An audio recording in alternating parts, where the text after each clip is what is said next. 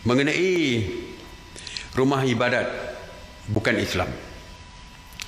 Hari ini Menteri Perpaduan Negara Yang Berhormat Datuk Halimah Muhammad Sadiq telah membentangkan kepada mesyuarat khas menteri-menteri berkenaan dengan SOP rumah ibadah bukan Islam, hasil rundingan dan persetujuan bersama dengan ketua-ketua badan-badan agama bukan Islam ini.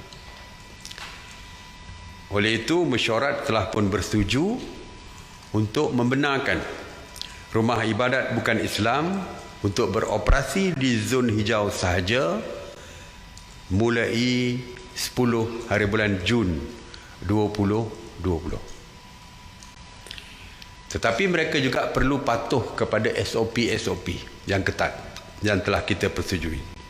Di antaranya adalah bilangan kehadiran tidak boleh melebihi 30 orang. Tertakluk kepada keluasan saiz rumah ibadat tersebut.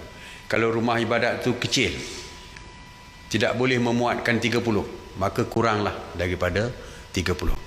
Bukan makna bila kita kata 30, spesnya kecil, maka berhimpit-himpit. Tidak boleh.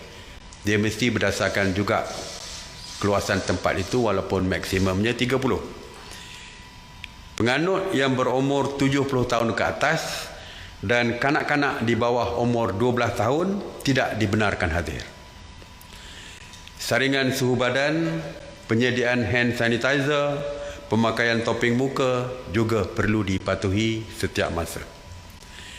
Dan satu lagi ialah kebenaran menggunakan rumah ibadat agama bukan Islam ini hanya untuk warga negara Malaysia saja. Warga negara lain tidak boleh. Dan kebenaran ini hanya berdasarkan hari-hari yang penting. Hari-hari yang utama bagi agama masing-masing.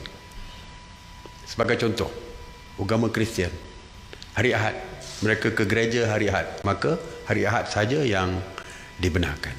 Ada gereja agama Hindu mungkin ada hari tertentu, agama Buddha mungkin ada hari tertentu, satu hari dalam seminggu yang mereka perlu pergi. Jadi kita hanya benarkan satu atau 2 hari saja di dalam seminggu. Setakat ini kita meluluskan sebanyak 174 rumah ibadat di seluruh negara yang dibenarkan beroperasi, termasuk 84 kuil, 15 tokong, 67 gereja dan 8 gurdwara Sikh. Jadi kita ini peringkat, maknanya dari spesial kata tu pembukaan secara berperingkat. Ini lebih kurang 1% saja daripada keseluruhan jumlah rumah ibadat yang dibuka.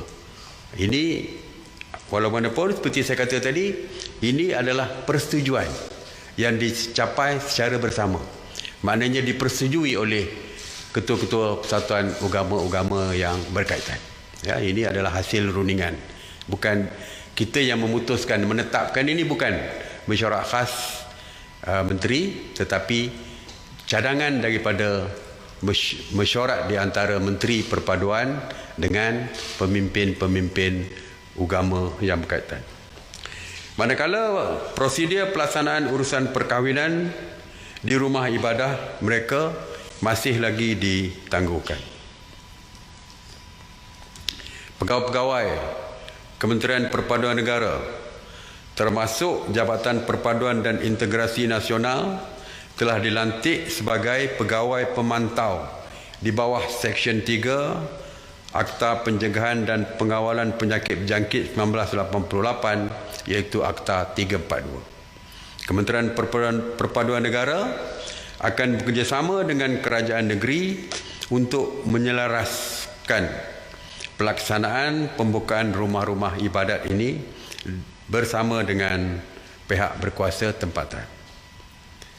Kebenaran operasi ini akan ditarik balik jika ada di antara tempat-tempat tersebut gagal untuk mematuhi SOP yang telah pun dikeluarkan dan sebenarnya dikeluarkan juga oleh rumah-rumah ibadat